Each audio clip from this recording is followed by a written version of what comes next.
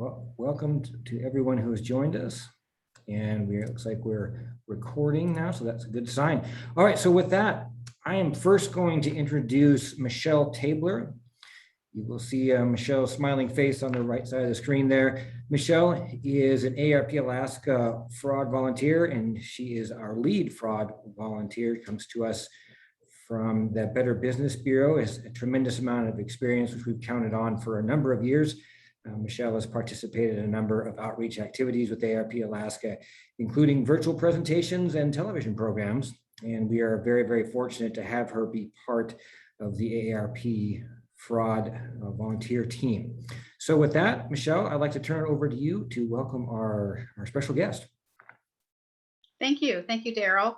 Welcome everyone. And it's great seeing that there's people from other parts of the country on here.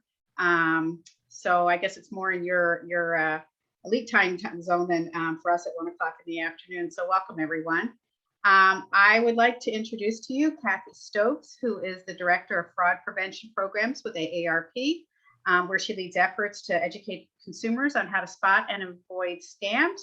Kathy has worked in and around the financial security arena for nearly 3 decades and is a frequent public speaker. Her experience includes serving on a special working group of the Federal Reserve to create the fraud classifier model to provide a common taxonomy for fraud across the payments industry. And she currently serves on the advisory council to the board of the International Association of Financial Crimes Investigators. So we're very privileged to have Kathy with us today, and I'll turn this over to her. Well, thank you, Michelle, and thanks to all of you who have tuned in today. Anytime you're in an opportunity where you can learn about what's happening in the arena of scams and fraud, you're essentially inoculating yourself from these scams, because if you know what they look like coming at you, you're very far less likely to engage with them. So we're going to be talking about the scam landscape as it stands today. Let me see if I can get this working here. There we go. But I first want to talk a little bit about the AARP Fraud Watch Network. I'm sure you all know it from the Alaska point of view. It is a national program, and states like Alaska are very, very active on the ground. We're going to talk about the top scams, how to spot them, how to avoid them. And then I want to spend a little bit of time talking about gift cards as sort of the new form of currency in scams. And then we'll get to your questions. So first of all, about the Fraud Watch Network, it is a free resource for all. You do not have to be a member of AARP. You do not have to be of a certain age to take advantage of all that we have to offer. And it's all about education. It's empowering consumers to spot and avoid scams. And more importantly, I would even say, we also have a mechanism where we provide support for those who have experienced fraud.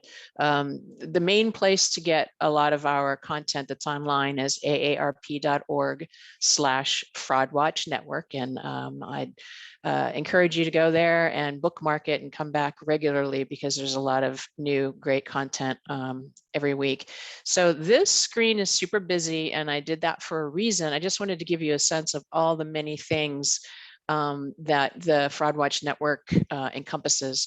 So we have the web page that I just talked about, and on there you can get the latest news on scams and fraud. We have an investigative journalist who is dedicated to fraud as her beat.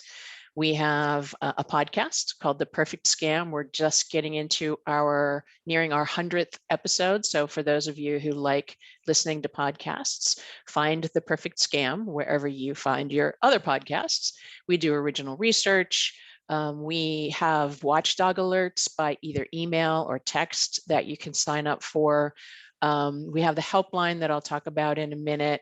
And I think the most valuable thing of the Fraud Watch Network is what happens in the States when fraud fighter volunteers go out into community and spread the message of prevention. And of course, we haven't been doing that for a while, but video like this allows us to do it. And so we keep on keeping on. A minute on our fraud helpline. Again, this one is also free to everybody. You'll see the number a little bit later, and you can do a number of things with it. You can call because you just saw a scam in the wild and you want to make sure other people know about it. That data actually gets shared with the Federal Trade Commission. They have something called the Consumer Sentinel that collects all the data on scams and fraud out there. You could call and get help if you have something in your hands that looks like it's from Publishers Clearinghouse and it says you've won $1 million in a car. You can call us and we can talk you through whether or not it's legitimate. And then if you or someone you love has experienced a scam, we're there for you too. We have trained fraud volunteers who will sit and will talk with you, help you understand what happened, help you understand what you can do, if anything, to recover assets. Unfortunately, that's not a very common thing.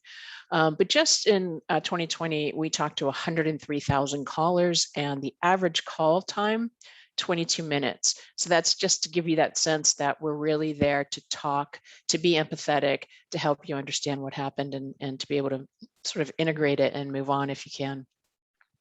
The top scams we're hearing on the fraud helpline, really all are imposter scams, but it's imposter scams, romance scams, prize and sweepstakes scams, and then what we like to call can you do me a favor scams.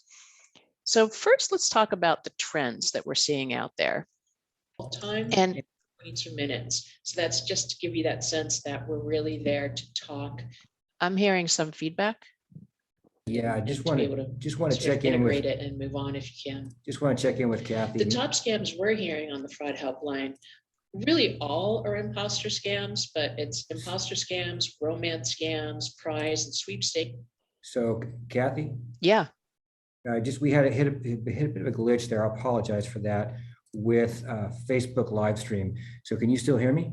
I can hear you fine. Yeah. Okay, great. Yeah, apologies for that. Hit a bit of a glitch. Not sure what happened there, but we are back with you on the live stream. So feel free to continue. My apologies. Okay, great. Okay. Sorry about that, everyone. And thank you. So before we get into the scams that are out there, I want to spend a minute or two on talking about why bad scams happen to good people. And the reality is that criminals are really good at what they do. Quite often, these are part of a transnational criminal enterprise. They get the target into a heightened emotional state. We know this from research we've done directly with con artists, whether that state of mind is fear or need or excitement. And once we're in that heightened emotional state, what they call the ether, it's really hard to get back to that place in our mind that helps us think logically. And so their goal is to get us into the ether. And I don't know about you, but the last 18 months or so, I've been in a heightened emotional state with the pandemic and social unrest and everything that we've been dealing with. And so we're all there, and it makes the scammers' job a little bit easier. And that's why we have seen such an explosion in reports of scams just over the last year. And I just want to say all of this because I want to point out that it's not the fault of the victim. And quite often the language that we use, whether we intend to or not, blames the victim. If we say, yeah, she was swindled, she fell for it, she was scammed, she was duped, I can't believe she fell for that. All of that is putting the onus on the person who was victimized by a criminal. And we really need to be thinking about how to talk about the criminal act and what the criminal did, because it's the criminal's fault. No bones about it.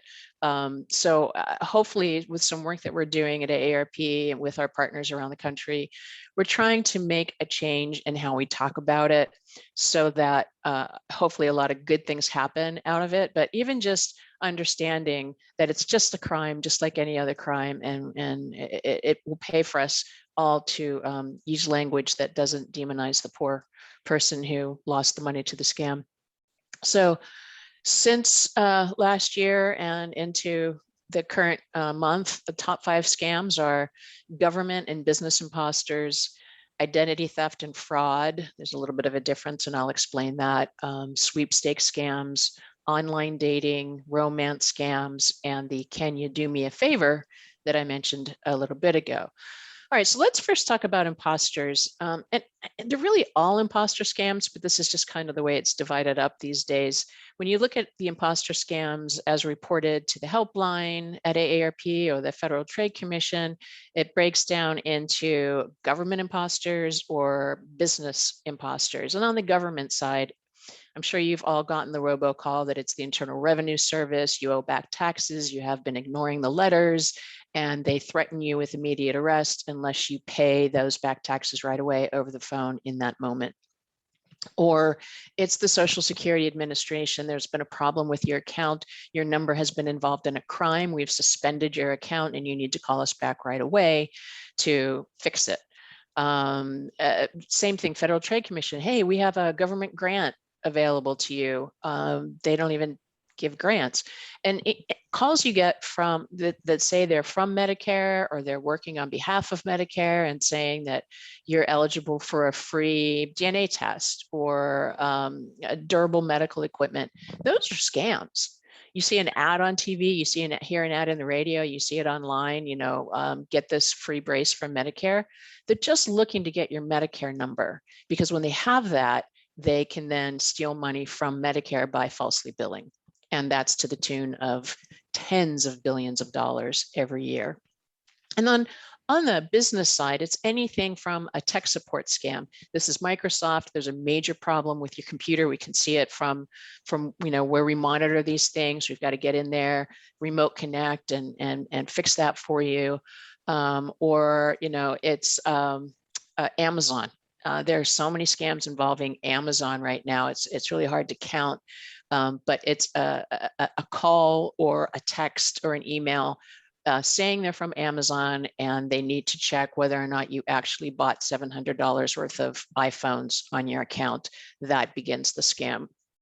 So what we need to know about this is really, how do government and businesses operate? Well, one thing they don't do is they don't call you out of the blue about a problem. Amazon is not going to call you.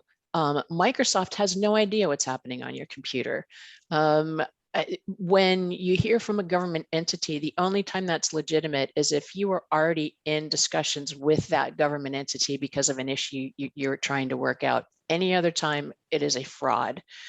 But if you're concerned, if you're not sure whether or not it's legitimate, then contact that government agency or that business at a phone number that you trust, something that you have in print on a bill or somewhere else. Don't go on and do like a Google search for the phone number for Amazon, because unfortunately scammers buy ads and their number for Amazon customer service will come up, not Amazon's number. And the bottom line here is, when someone calls you out of the blue and says that there's a problem, it's a scam, make no payments, share no sensitive information. At some point along the line, you may realize that this is a scam and you could just hang up, just disengage. And what I always like to tell people, especially with calls, don't answer a call unless you're completely sure who's on the other line. Let it go to voicemail. If it's a scammer and a robocall, chances are they're not going to leave a message for you, so you won't have missed anything. I want to turn over to identity theft and identity fraud and just explain that there is a difference here. I'm sure most of us have gotten that letter from a company we've done business with or a government agency that says, sorry to report, there's been a data breach, your identity has been compromised. I think T-Mobile is the latest in that, just over the last couple of days, and Social Security numbers were part of what was stolen in that breach. The theft is that the data are out there now. It's not that somebody has used them illegally to commit identity fraud yet. It becomes a fraud when that stolen identity has been used. And really what we're looking at, it's almost like a post-prevention world. Our data are out there. It's just the safest to assume. Our numbers are out there. So what do we do to protect ourselves? And that is to go to the 3 major credit bureaus, Experian, Equifax, TransUnion, put a freeze on your credit, at least put a fraud alert on. And that's a really simple process. You contact one of them, say, hey, I want it flagged that if anybody tries to open an account in my name, you have to contact me. and they'll tell the other two to do that. The safer thing is to actually lock down your credit report so that nobody can open anything in your name. And if you go to annualcreditreport.com online, you'll get the information on how to contact these agencies and what process to go through. And we have some information on aarp.org about how to do it. It's a little bit time consuming, totally worth it. If you need to lift that freeze because you're going to take out a loan to buy a car or something, you can do that and then freeze it again. All of that is free. It didn't used to be. And the other thing too is, I don't know about you, but I find it really, really hard to keep all these passwords I have for all these multiple accounts in my head. And I know in early days, I was using the same like 8-digit password for everything. And then I came to AARP, got involved in fraud and realized how dangerous that was. So anytime that you're using the same or a similar password for accounts, whether or not they're financial online, you're exposing yourself to scammers because they know we do that. And if they crack one, then they can use that information and crack everything that you have. So you can go two ways. You can write everything down and keep it in a safe place. That's actually what I do. Or you could use a password manager, and there are a number of them out there. You can just Google password manager and Consumer Reports and PC Magazine, and legitimate entities like that will come up, and you can read about them and see what kind of particular password manager might suit your needs. And they're not terribly expensive, and it's a whole lot more expensive to lose money to scammers. So it's worth an investment. And also set up online access to your financial accounts. And you may be thinking, well, if I'm online with my financial accounts, isn't that going to be easier for a scammer who's just going to steal my password and get in? Actually, it's more dangerous not to have that online access, because if you don't have it, a scammer can set it up and pretend to be you and set up access to your accounts, which can be a complete disaster. So make sure you have online access to those accounts. It also helps you monitor for fraud. You don't have to wait for the monthly or the quarterly statement to see if anything looks strange. You can even set up alerts. I have an alert that anytime something comes out of my main checking account, I get a text. So that's sort of the way that I like to do it, to sort of keep on top of things. If you do find yourself or someone you care about a victim of identity fraud, there is help at identitytheft.gov. This is run by the Federal Trade Commission, and you put in your information and it returns to you sort of a step-by-step strategy of what you need to do.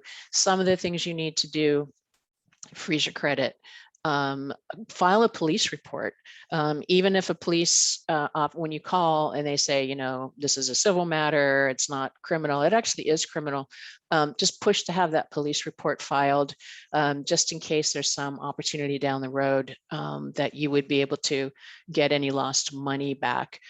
They also have a page, if you go to identitytheft.gov, that helps people who have experienced identity fraud for unemployment benefits.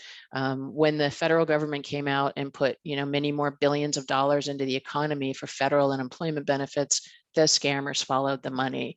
So unemployment fraud has been just out of this world crazy. So there's some information on that page too, if you or someone you love have experienced that. Moving on to sweepstakes, there's so much going on here, and this is one of two scam tactics that are the most onerous, because they tend to be long and drawn out. A lot of these scams are one and done. Someone gets $2,000 off of you and they disappear. But with a sweepstakes scam, you are told that you've won a big sweepstakes and maybe even a car, and they get you really excited. They may even say they're Publishers Clearinghouse. And then they'll say, okay, well, first you'll say, well, I don't remember, I didn't enter anything. And they're like, oh, you were automatically entered. So, okay, that sounds legitimate. And then they'll say, hey, all you need to do is pay some taxes or an upfront fee, and then you'll be able to collect your prize. And then you send the money, and then they'll call back and say, oh, well, we didn't know that there was this other fee. And this can go on for days, weeks, months, even longer. And we've done some research on chronic victimization, and it's like the person that's in there quite often like understands that something is wrong, but just needs to see it to the finish because they think, well, just maybe this money is there. So how do you spot red flags to the scam? Well, first of all, if you didn't enter a lottery, then you're not going to win it. And also in the United States, it's illegal to require somebody to pay something to claim a prize. So anytime you get a call or an email or a letter in the mail that says you've won a prize, chances are it is a scam. Then we get to online dating and romance scams. And, you know, these are things that happen on online dating apps and websites. And not to say those are bad places, they're great places. You know, a lot of people find the love of their life and live happily ever after, but scammers are very aware that these are opportunities for them. So they lurk around on, you know, Match.com or Plenty of Fish. But it's not just the romance sites. They're also on Words with Friends and Scrabble and any other game you can think of where people are playing each other without personally knowing each other. And all it takes is them to sort of, you know, strike up a conversation. And then inevitably, you know, the friendship grows. And then they ask you, you know, let's go off to another app like WhatsApp so we can, you know, talk offline. And they want to do that because those sites typically have algorithms that would be able to suggest that somebody is being deceptive. They end up professing their love early on in the relationship. This relationship could be weeks, months, years. For some reason, you're never able to meet in person. Of course, the pandemic was a really good reason for that. But beyond that, it's, you know, I'm in the military and I'm in Iraq and, you know, I can't leave, or I'm in Norway, you know, on a really, really big business deal. And I'll get to, you know, I can't wait to see you. And then comes the urgent need for money. It always comes, and it's, I can get home. I just need you to send me the money. Look, I'll pay you back. I don't have access to my cash from where I am. Let me buy a plane ticket and I can get back to you. Or then it's like my stepchild is sick, or it's any number of things. And it's an ask over and over and over again, just like with the sweepstakes scam.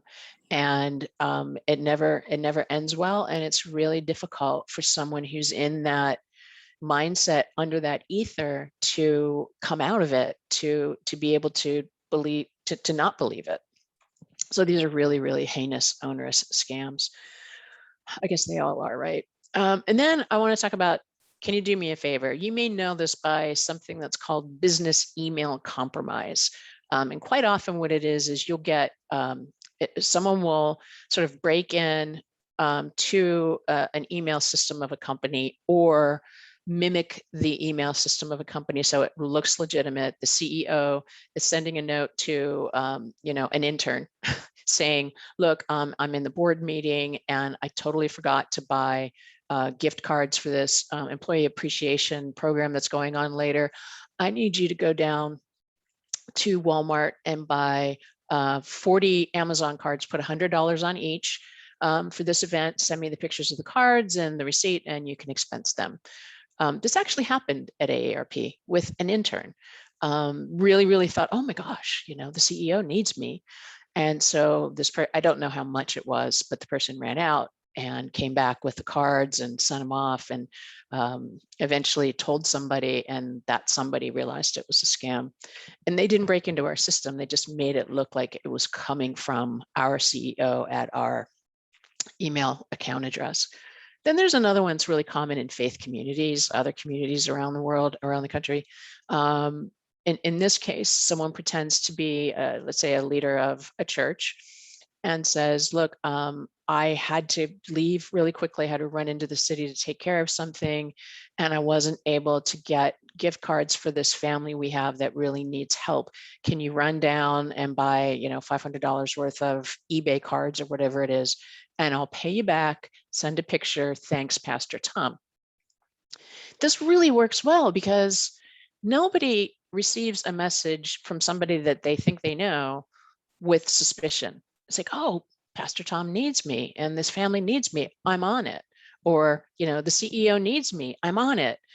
And then you learn that it's been a scam. And the red flags here, it's a brief message, it's an urgent message. The person is for some reason unavailable, needs a quick favor, and it's always buy the gift cards and share the numbers off the back.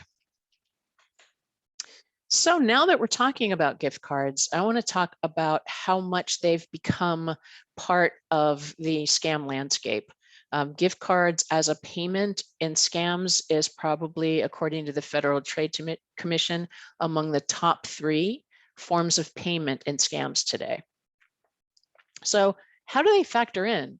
Well, the target of the scam is convinced that the best way to resolve whatever issue it is to go to a specific store. So, you know, go to Walmart, get a specific gift card off the rack. I need an eBay card. Load a specific amount onto the card, you know, put $1,000 or 500, whatever the limit is in that store, because the scammer knows what the limit is. And then I'm still on the phone with the scammer. I have them in my purse or in my pocket, and I leave the store and I pick it back up and I share the pin off the back, problem solved, and I go on about my way. Most people, many people that fall victim to the scam never even know it happened because they think this is a legitimate means of paying for something. So what are the typical scenarios? So we talked about some of these scams, right? So it's an impersonator, maybe it's pretending to be the government or a tech company, or maybe it's someone claiming to call on behalf of or actually be your grandchild who is in a really urgent situation and they need you to help them right away. And please don't tell mom and dad, they'd kill me. But the best way to get the money is, you know, in getting you into that heightened emotional state. And then the quickest way to deal with this is, you know, go down, purchase the gift cards, read me the numbers off the back, or take a picture and text it to me. Okay, so why gift cards? You would think it would be pretty hard to convince somebody to leave their home, to go to a store, and to make this transaction. But once they have you under the ether, you're pretty much going to do what they tell you to do, unless there's something that snaps, that gets you out of that space in your brain. And the scammers like them because these cards, the way we do them in the United States anyway, they're virtually untraceable. They are readily converted into cash or some form of cryptocurrency, and they're able to move large amounts of money in small parcels on these cards.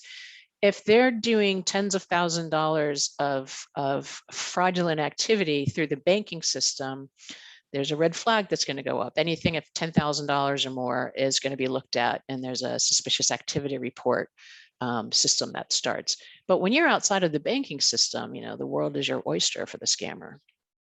So the bottom line here, anytime you're directed to pay some debt with a gift card, it's a scam.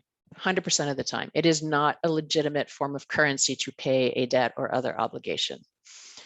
If it happens, contact the issuing company right away. Keep the card, keep the receipt, tell the store where you bought it. If you're quick enough, you might be able to get the money back if it hadn't been drained, or if not all of it has been drained, and then report it. You can report it to the Federal Trade Commission, or you can report it to our fraud helpline. That number is 877-908-3360.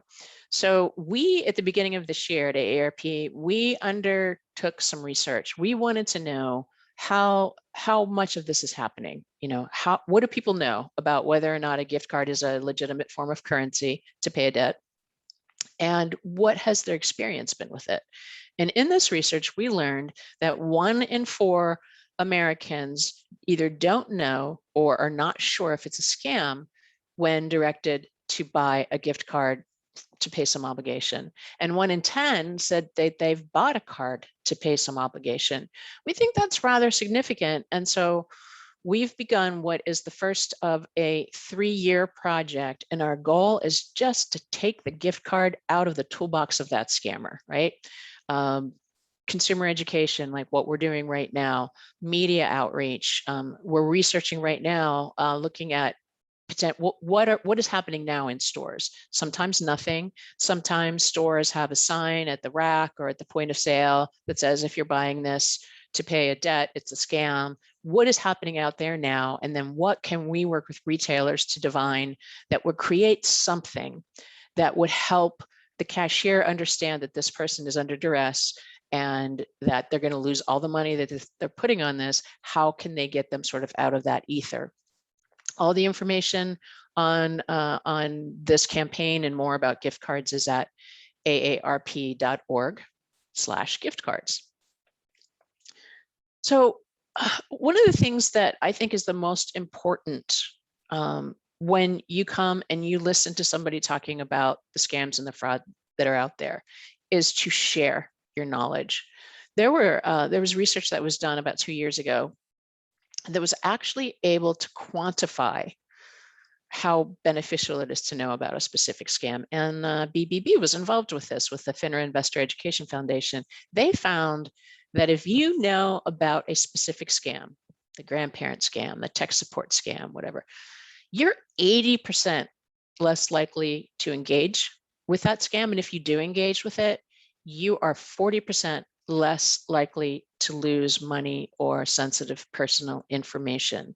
So the point of telling you that is we have the opportunity, all of us, to share this information with people in our networks, our parents, our kids, our aunts, our uncles, neighbors, talk about this, because the more we know, the less opportunity the scammers have to convince us to give them money or sensitive personal information. And I always like to say, I think it's a little silly, but it's true. If you can spot a scam, you can stop a scam. And I know a lot of this sounds like gloom and doom, but there is a lot of fraud out there. It's through the roof since the pandemic, just because of opportunity. But because we can inoculate ourselves by knowledge, and we have this opportunity to talk and to have you go and talk and tell someone and they tell someone, there's power to that.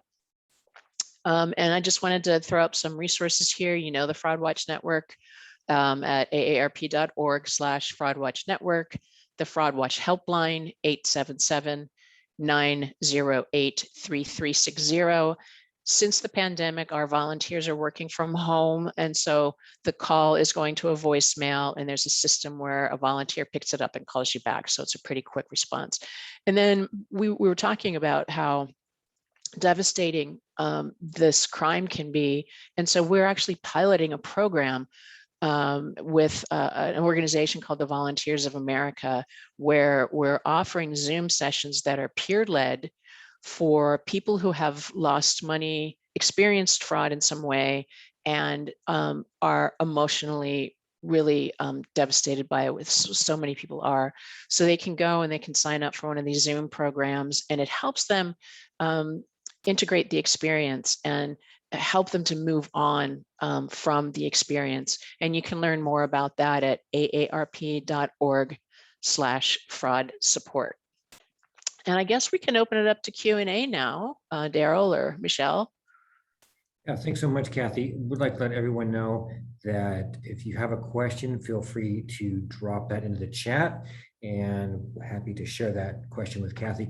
And Kathy, as people think about what they might want to ask, just a couple of things that I'd like to revisit, because they sort of scared me to death at the beginning. The first one, though, was you talked about the fact that a lot of our personal information is probably out there already.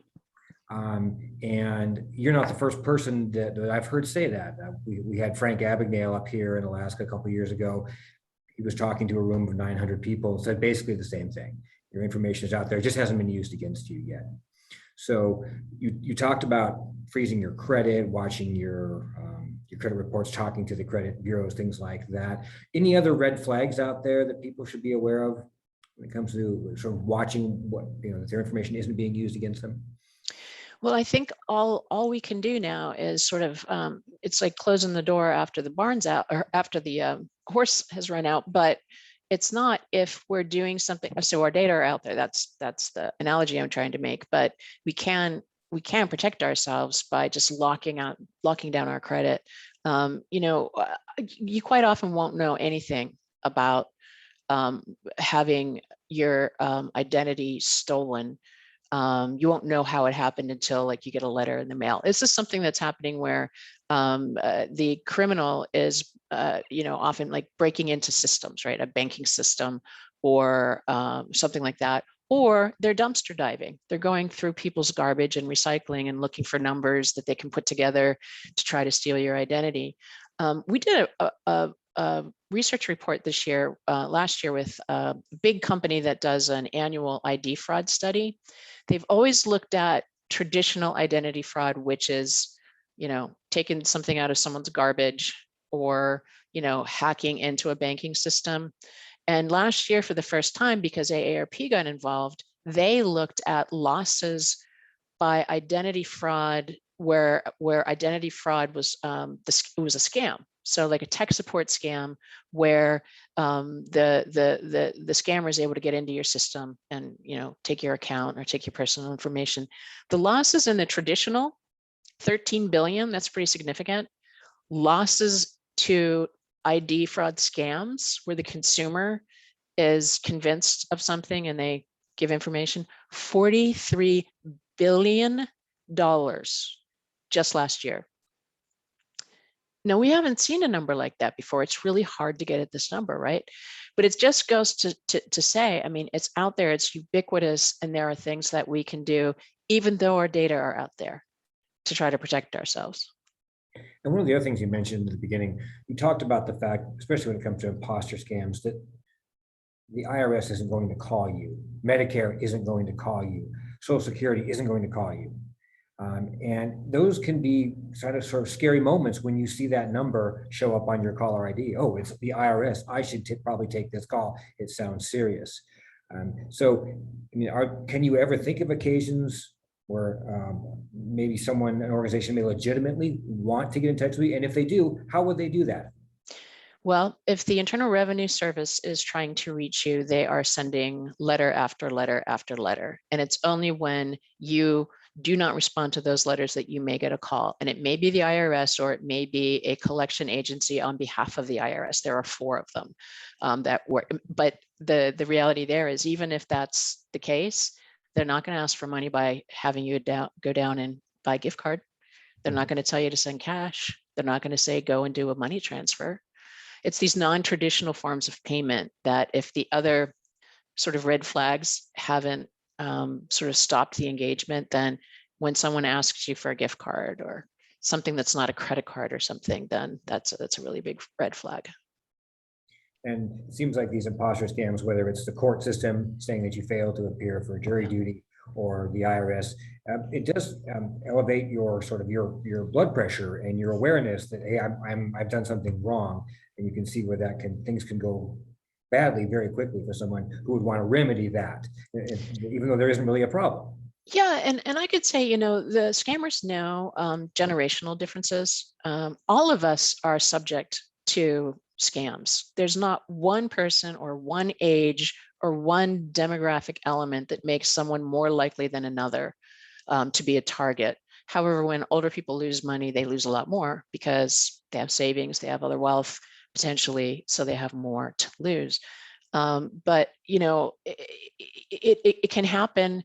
It can happen to anybody. And the thing that we just need to remember is that, there are ways that we can identify this. We just have to be on our guard. I know that my mom, she's 78, so is of a generation. She remembers when the phone was put into the house for the first time, and it was really exciting. And it was like, who's going to get to answer the phone? And that sense of communication through that phone is still with her at 78. And so she can't stand the thought of not picking up the call. Now, I got rid of my landline, but my mom's going to answer every call. And scammers know that. And, and then I can go and I can buy an $8 app at the iPhone's iTunes store that helps me program my outgoing message to, I can type in Internal Revenue Service. I can type in your area code and first 3 digits so it looks like it's coming from your neighbor. I can even press a button and change my voice from female to male. and then I can call you and you pick it up because you think that's who it is. And I'm going to pretend to be your grandson in trouble. The older generation, because of the phone being what it is to them, are more likely to engage on a telephone call. Younger people are more likely to engage on text or an email, social media, and scammers know that. So we do have a few minutes here. If anyone who's on the call would like to submit a question using chat, feel free to do that. We absolutely welcome any questions that you may have for Kathy. We have Kathy for a few more minutes, so I encourage you to take advantage. And it looks like we have a raised hand from Teresa. So Teresa, you are unmuted. Go ahead. Yeah, I just wanted to say, Kathy, you mentioned the Perfect Scam podcast. And when I first heard that, I was like, podcast, I don't know how to do that. I'm not going to do it. I don't think I can do it. But I did want to just share that if you just Google the Perfect Scam podcast, it comes up. You open it up, scroll down to the videos, and you just click on them. It's really super simple. Podcasts are not scary in that sense. So I just wanted to share that. And the topics are awesome, I just have to say. So I wanted to thank you for the Perfect Scam podcast. Well, you wonder why people don't like podcasts and don't know what they are. What does the word podcast even mean? Right? Right. It's like we should call it something that sounds a little bit more interesting. But once you find your way to them, they're very entertaining, educational, and the Perfect Scam is both. Thank you, Teresa. Yeah, we've used the podcast, the AARP podcast, Perfect Scam, as the basis of a number of topics. So that would sort of how we would start our presentation with Michelle when she was going to lead a conversation. Maybe it was romance scams or traveling, something like that. We would use that and we would just visit, say, 10 or 15 minutes of a podcast, play it live, and then talk about what people were hearing and why it was so effective. Wow, what a great way to use that. Yeah, so that was all credit to Michelle Tabler for that. She was the one that actually brought that to our attention, and we've been able to use that to some great effectiveness. So thanks to Michelle for that. Looks like we have another question. Should I shred my mail? Yeah, you should be shredding your mail. You should be anything that you're going to put in your garbage or recycling bin that has sensitive personal information on it, down to your, even if it's, phone number, address, all of that together in one place. That's a really good starting point for a scammer. Social security number, account numbers for banks, health insurance information, they're looking for that. So absolutely. And if you haven't bought a shredder and think you want to go ahead and invest in one, get one that's cross-cutting, because if it comes down in those little long strings, they can actually be put together. I watched a video of someone at the FBI putting together the strings in like 7 minutes. So they put it back together and they have, so the cross cutting puts it into like confetti. And so nobody's going to be putting that back together. Okay. Our next question is, how often should I check my bank account or credit card accounts online? Well, you do what's comfortable for you. I set up alerts to remind myself to look. One of the really good, many good things about, let me put that differently. To use a credit card is a very safe way to transact business, because credit card companies are regulated in a way that if somebody steals your credit card number and buys something and it wasn't you, the credit card company is on the hook for that, unless you miss it or they miss it. And the longer you've missed it, the less likely under that regulation that you're going to get your money back. So you should look regularly, at least monthly. Weekly might be a comfortable place to be. If you use a debit card in a transaction, it still has the regulatory protections, but in that case, it's money coming from your account, and it's going to take the bank or the credit card company that underlies that banking card time to investigate. While they are investigating, you do not have access to that lost money. If it was a fraud, they're very likely going to give it back to you, but can you do without that money for a couple of weeks or a couple of months? if that's what you're using to pay your rent or your mortgage. So always use a credit card. You know, avoid using a debit card for anything but taking money out of an ATM machine. And staying with the topic of credit cards, a couple more questions here. How do I dispose of all credit cards first? And second, should I pay my bills with a check or a credit card? Well, the first question was, should you shred your credit cards? Yeah, when they expire or you get a replacement, absolutely. If you don't have a shredder that has the little space where you can just put it in, just cut it up into a bunch of little pieces and put it in the garbage. And the other question was, should I pay by check or Pay my bills. by?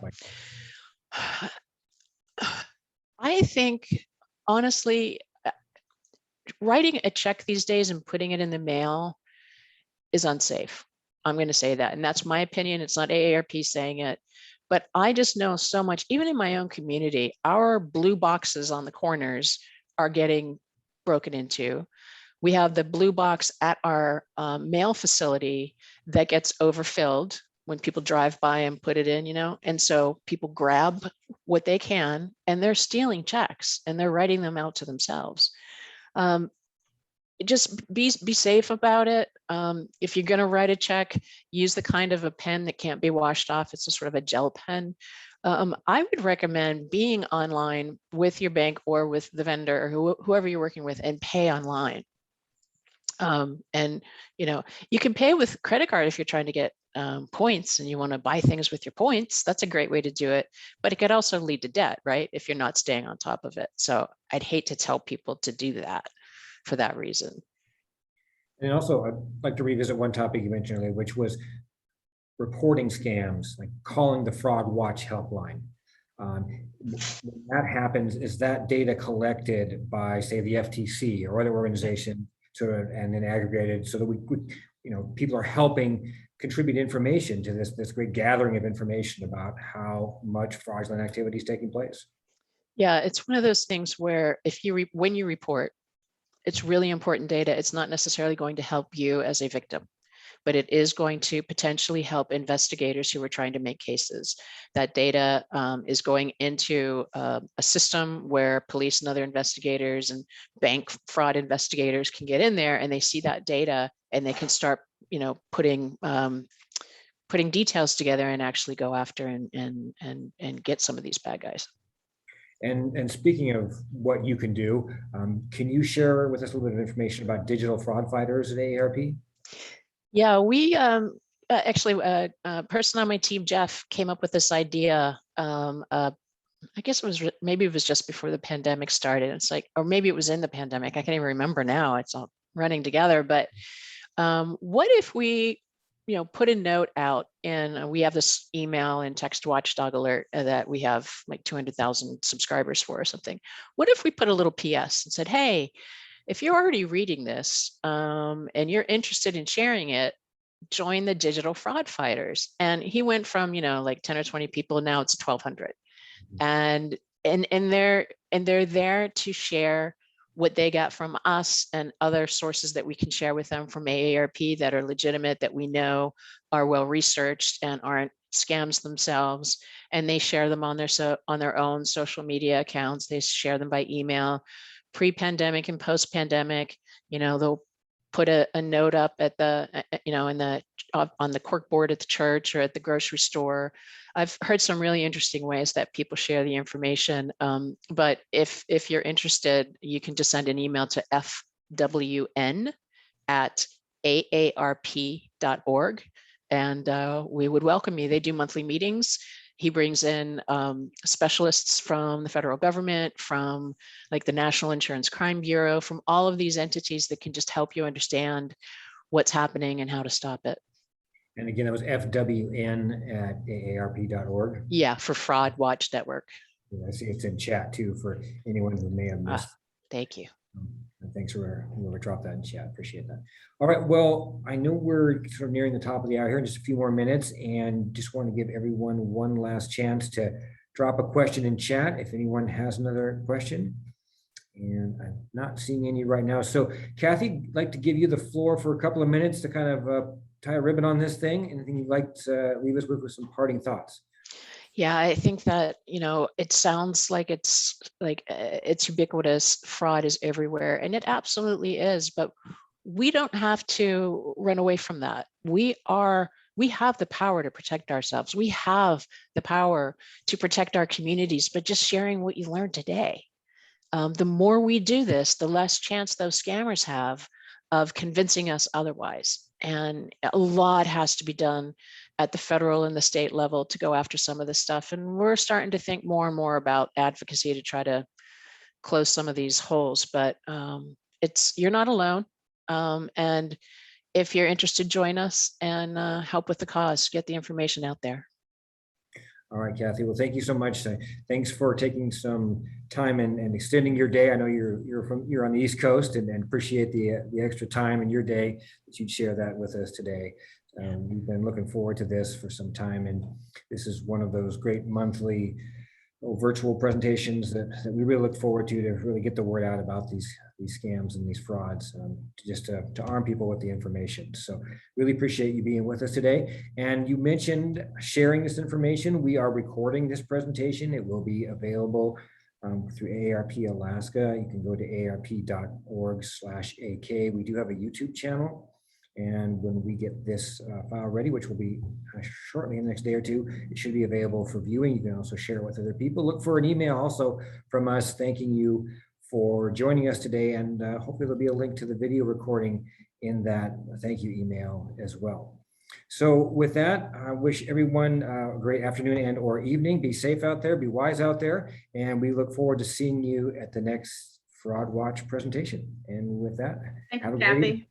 Thanks, Michelle. Thanks, Daryl. Take care, everybody. Bye-bye.